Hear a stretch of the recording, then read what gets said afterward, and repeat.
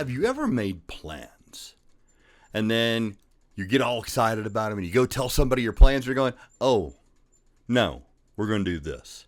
Happens to me all the time. I came home one day excited that I was going to say, honey, we're going to dinner here. This is what we're going to do.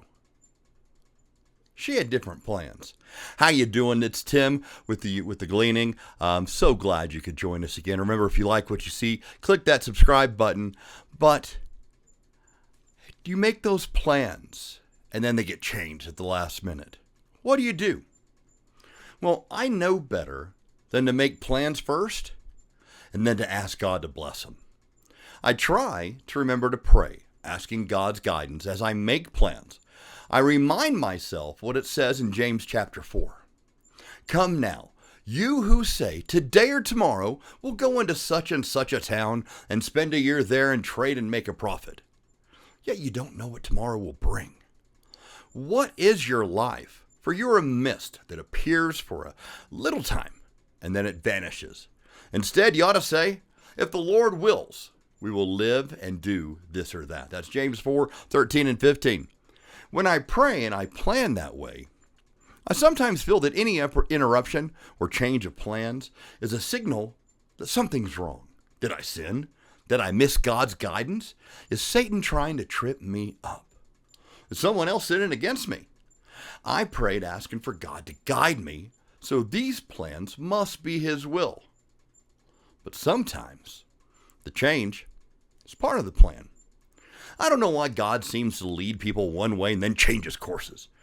Maybe it's to increase their trust, increase their faith and dependence. Maybe because there was something they were to learn along the way.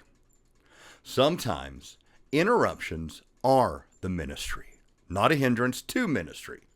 Whatever the case, I'm coming to learn that God's highest blessing may not be having my plans turn out like I planned. Just because I say something doesn't mean God's through talking. Case in point, I said on one of these videos a few weeks ago that we were headed to Tulsa, but God. Now, isn't that one of the best way to start a story? But God.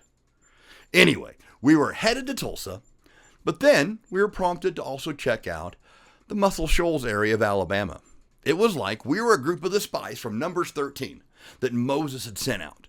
We went, we checked out the land, and after my wife and I discussed it, sought out wise counsel and discernment, we knew that God was calling us to Alabama. So that's where we're headed, Muscle Shoals, Alabama. Plans are still the same. Establish recovery programs while planning a church. Just like Caleb told Moses, this is the land that God has promised us. It won't be easy, but it's ours. Nothing about this has been easy, but it is what God is calling us to. Won't you join us on our journey? We'd love to have you partner with us and give as you feel led by the Lord. I don't know what He's doing, but I do know, as it tells us, to trust in the Lord with all your heart and lean not on my understanding. I don't understand, but in all your ways, submit to Him, and He'll make your paths straight.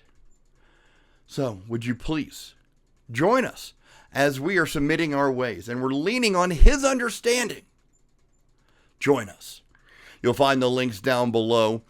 I'd love for you to join us. If you can't join us financially, please join us in prayer.